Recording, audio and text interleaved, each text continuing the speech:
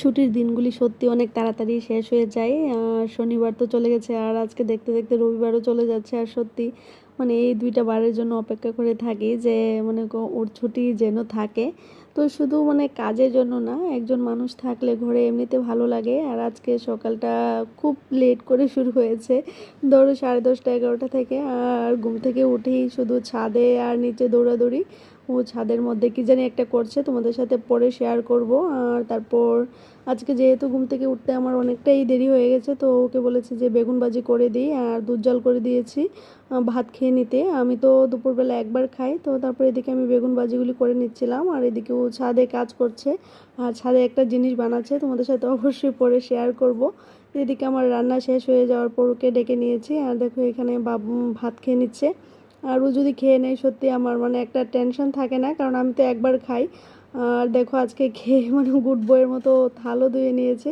তারপরে এদিকে আমি আমার ড্রিঙ্কসটা খেয়ে নিচ্ছি, কারণ আজকে যেহেতু রান্নার এত চাপ নেই আর ওকেও খাইয়ে নিয়েছি, তো তাই আস্তে ধীরেই কাজ করছি। আর এদিকে আমার জন্য 3টা মাছ বের করে নিয়েছি আর ভাবছি যে আজকে মাছ ভাজি করব। আর বেগুন ভাজি যে করেছি ওইখানে ছিল কিছুটা, আর শুধু আমার জন্য মাছ ভাজিই করব। আর গতকালকে যে বাজার নিয়ে এসেছিলো ওইগুলি মানে নামাইনি বলতে মানে ইচ্ছে হচ্ছিল না নামিয়ে তারপর গুছিয়ে রাখতে ফ্রিজের মধ্যে, তো আজকেই বার করলাম। দেখো এখানে কলার থোড় নিয়েছে 2টা আর নিয়েছে ডাটা আর কাঁচকলা। আর কাঁচকলাগুলি বেশ মানে মোটা মোটা ছিল, অনেক বড় বড় ছিল।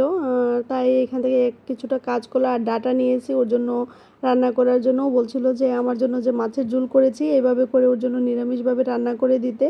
আর এই নিরামিষ রান্নাটা বেশ ভালোই লাগে আমার, যখন মানে মাছ রান্না করার ইচ্ছে হয় না তখন আমিও এভাবে রান্না করে নিই, ওর সঙ্গে একসঙ্গে খেয়ে নিই। তো বেশ ভালোই লাগে। আর তোমাদের কার কার ভালো লাগে অবশ্যই কমেন্টে জানাবে।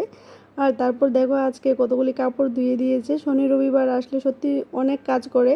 আর তারপর এদিকে দেখো আমাকে দেখাচ্ছিল যে ছাদের মধ্যে কি বানিয়েছে, এটা বানিয়েছে নাকি মানে বালতির মধ্যে সবসময় জল ভর্তি থাকবে, আবার নাকি জল পড়বেও না বেশি ভরে গেলে। তো জানি না কি বানিয়েছে, তোমরা কে কে এমন দেখেছো অবশ্যই কমেন্টে জানাবে। এই যে দেখো, আর আমি তো বুঝতে পারছি না কিভাবে কি করেছে।